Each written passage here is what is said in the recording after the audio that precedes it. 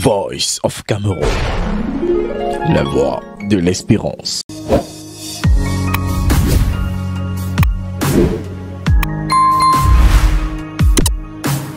L'imprimerie nationale dans les parures de la fête pour accueillir Pierre Nolasque Oyonobika, son nouveau directeur général. Son installation, que préside René Emmanuel Sadi, ministre de la Communication et autorité de tutelle, marque la renaissance d'une institution reconnue pour son importance dans le champ politico-économique national, mais plombée par la vétusté des équipements et la précarité du climat social. Au nouveau directeur général, mission a donc été confiée de redresser la barre et de donner un coup de fouet. Reprise en main de cette maison.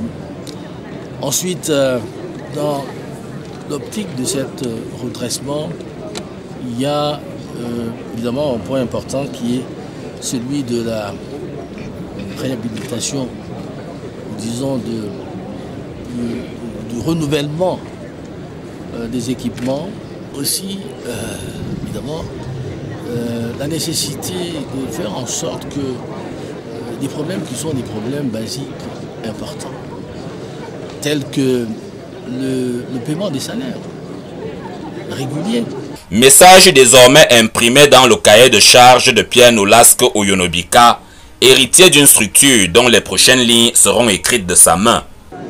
Il faut d'abord travailler à maintenir le climat social, parce qu'en payant régulièrement les salaires, pour éviter les grèves intempestives qu'il y en avait ici.